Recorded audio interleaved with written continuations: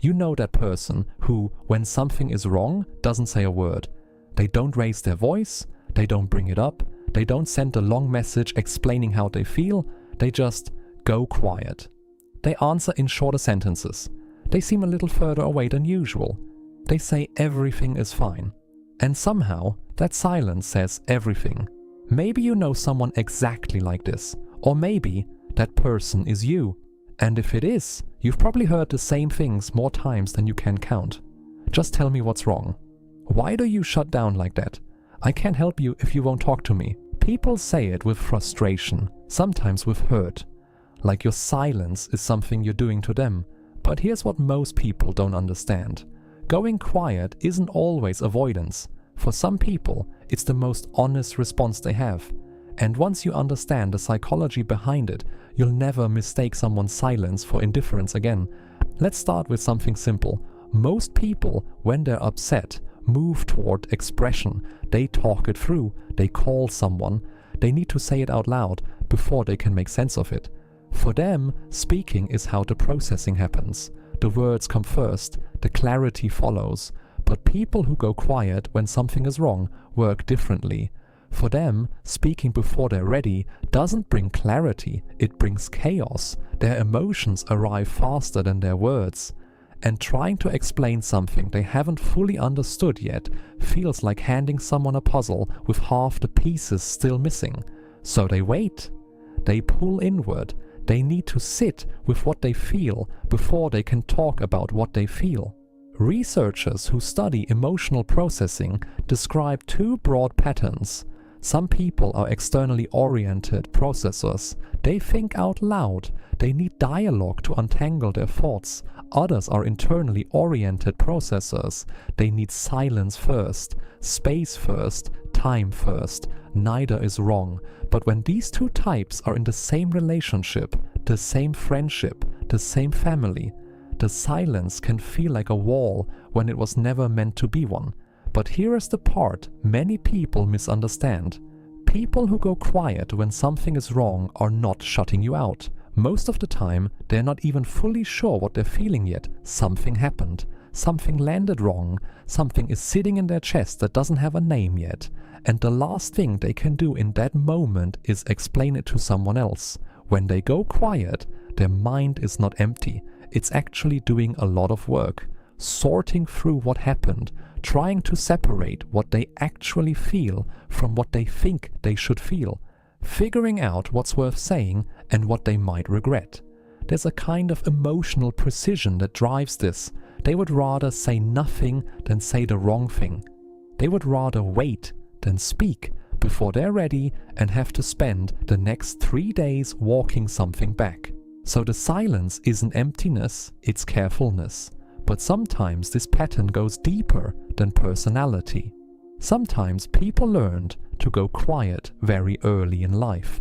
Maybe they grew up in a home where expressing emotions created more problems than it solved, where saying how they felt was met with dismissal or irritation, or the quiet signal that their feelings were an inconvenience to the people around them, so they adapted. They learned to hold things in until they could process them alone. They discovered that the safest place to feel something was somewhere no one else could see it. And over time, that became instinct. When something hurts, they don't reach outward. They fold inward. Not because they don't trust the people around them, but because for a long time, the inside was the only place that felt safe.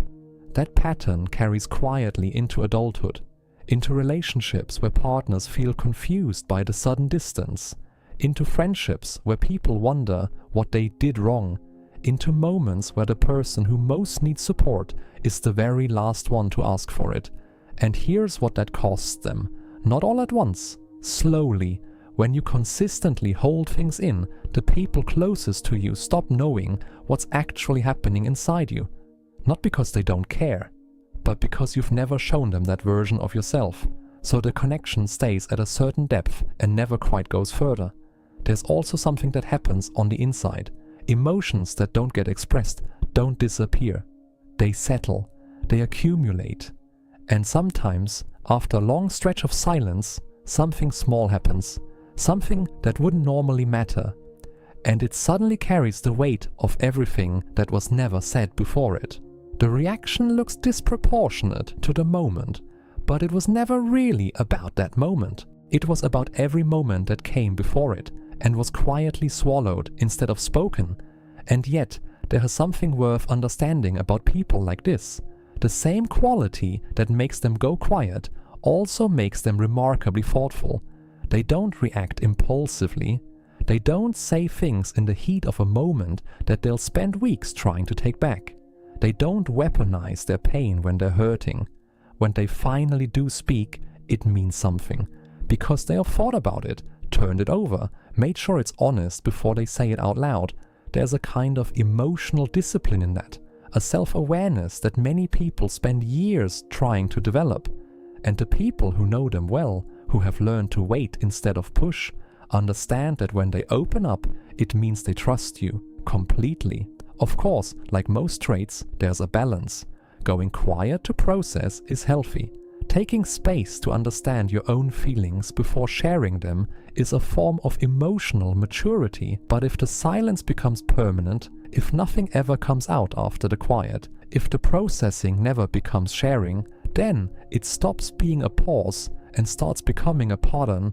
And that pattern has a cost, not just for the people around you, for you, because carrying everything alone is exhausting, even for people who are very good at it. The goal isn't to become someone who talks through every feeling in real time. That's not who you are. But the people who love you cannot read your silence.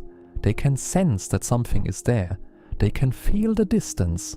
What they cannot do is know what it means if you never let them in. So if you're someone who goes quiet when something is wrong, if your first instinct when you're hurting is to fold inward rather than reach out, if people have told you you're difficult to read, difficult to reach, difficult to really know, you're not cold, you're not punishing anyone, you're not broken, you're someone who feels deeply enough to be careful with what you say. And careful people make the best conversationalists when they finally decide to speak. The world needs more people who think before they talk.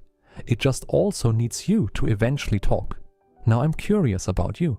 When something is wrong, what do you do first? Do you reach out to someone, or do you go quiet and wait until you figured it out alone?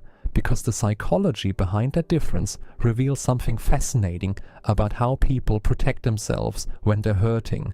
And in the next video, we're going to explore something closely connected to this.